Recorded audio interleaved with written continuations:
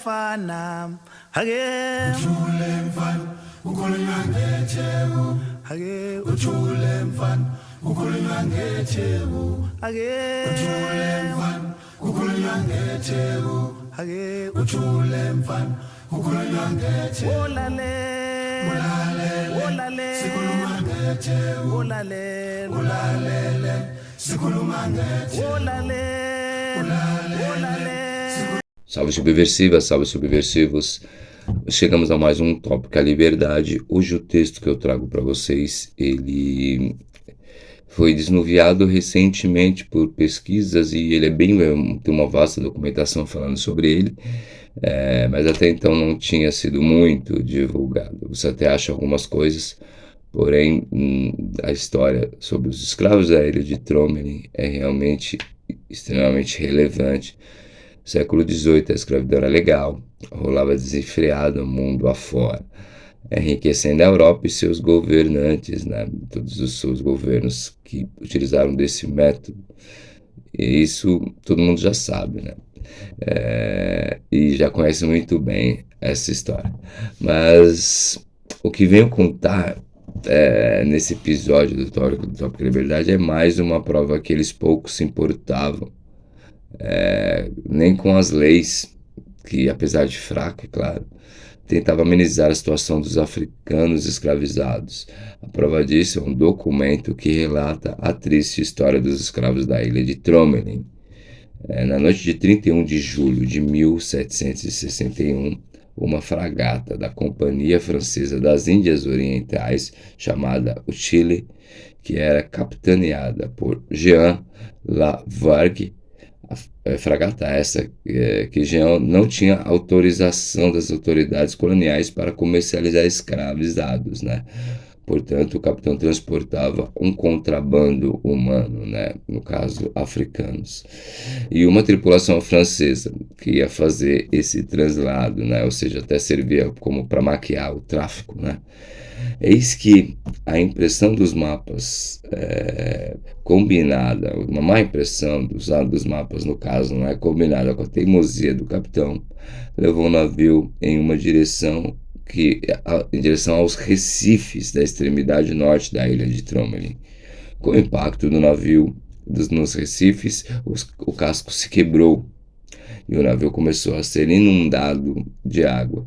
Como os escravizados ficavam junto com as cargas, né, nos porões do navio, a maioria se afogou com o acidente, mas alguns conseguiram escapar quando o navio se partiu, né? Ao amanhecer, 122 franceses conseguiram se salvar e alcançar a ilha, assim como entre 60 e 80 escravizados, que no início, né, da viagem eram cerca de um pouco mais de 160, também tiveram êxito em alcançar a ilha.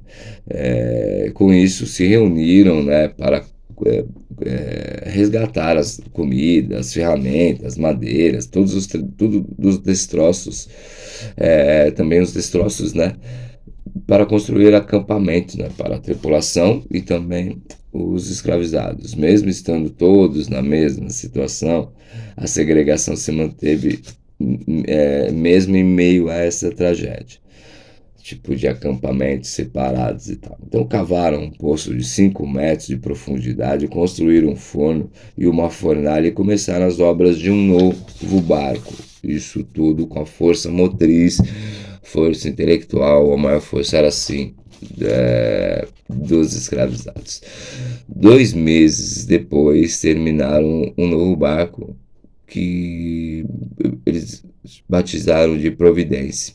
E em 27 de setembro de 1761, os 122 sobreviventes franceses, né, embarcaram e partiram para Madagascar.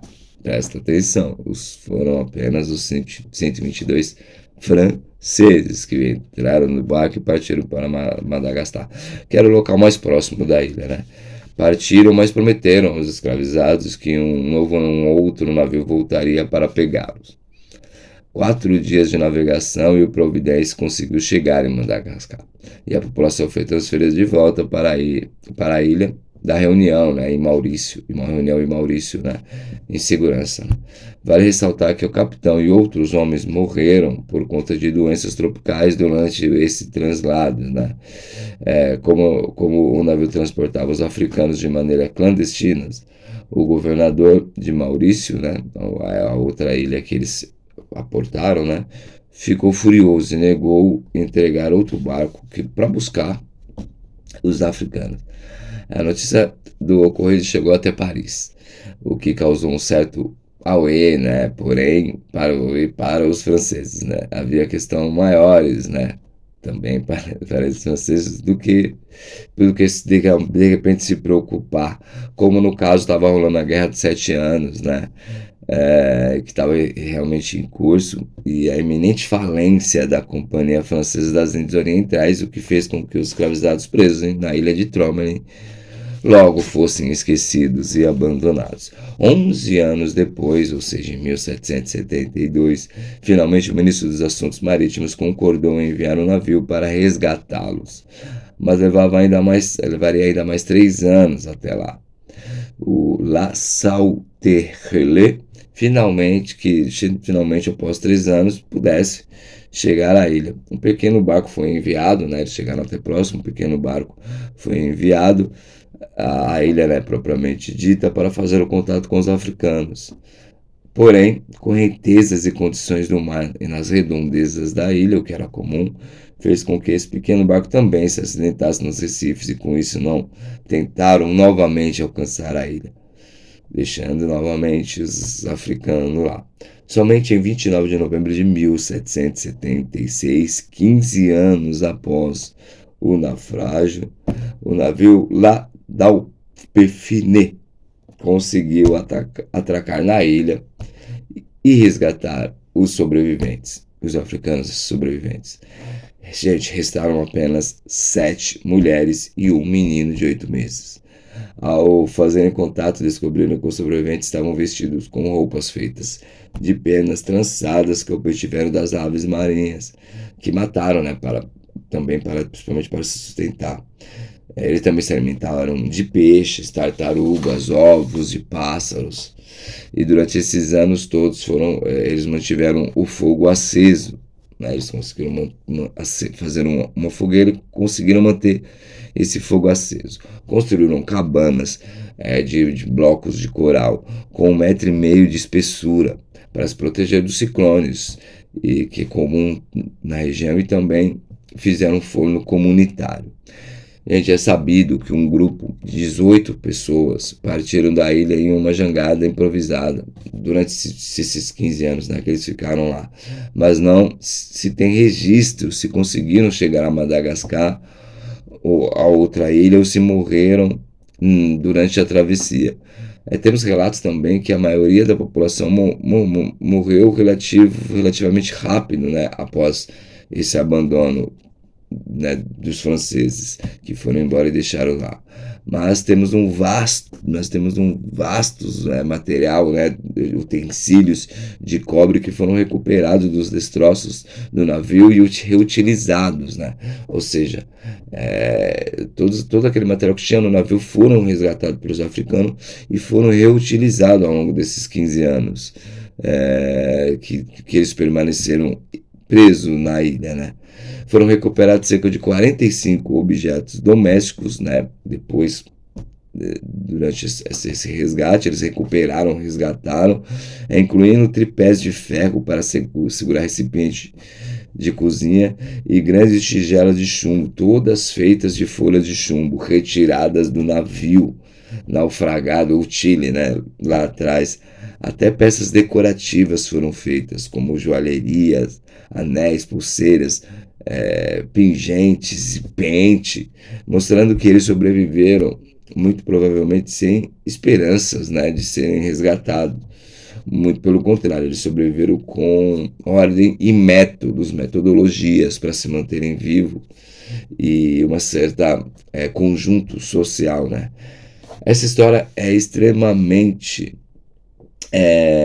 humana, né? Um instinto de sobrevivência de pessoas que foram abandonadas. É uma história extremamente da questão humana, de se manter vivo, que é primordial na nossa origem, né?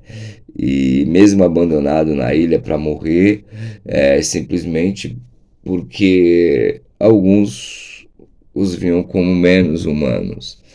Então essa história é extremamente relevante. Hoje a ilha leva esse nome, Ilha de Tromelin, em homenagem, olha que legal, em homenagem ao capitão branco francês Tromelin de la Nougue, que substituiu então morto o ex-capitão que responsável por tudo, e esse novo capitão Tromelin de la Nougue, ele foi o responsável pelo resgate, porém ao invés de exaltarem os sobreviventes africanos ou até os que morreram durante esse período todo, preferiram homenagear um dos seus algozes.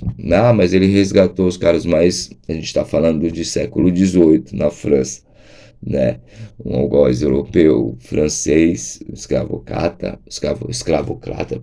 rico, a serviço da coroa francesa, e a ilha foi homenageada em nome dele, deixando no esquecimento, quase esquecimento, senão a gente não estaria falando aqui hoje, completamente todos esses escravizados africanos que sobreviveram ao naufrágio e ainda sobreviveram mais durante 15 anos numa ilha abandonada. E assim entrou para a história apenas o capitão europeu, e desapareceram completamente da história cerca de 160 humanos, 160 africanos sumiram da história. Desapareceram completamente da memória francesa e da memória de Madagascar. Isso prova a percepção da época, que a percepção de ser humano era diferente na Europa, era diferente na América, era diferente no continente africano, e era diferente a maneira que eles se viam. Porém, também mostra a força da mulher africana, que foram as únicas que sobreviveram, as últimas 7 que conseguiram sobreviver, e também a história dessas mulheres e desse garoto de 8 meses se perdeu nesse processo. Não se sabe o que aconteceu após isso, mas um momento de apagamento histórico da história mundial. Beleza, meus amigos subversivos? Beleza, minhas amigas subversivas?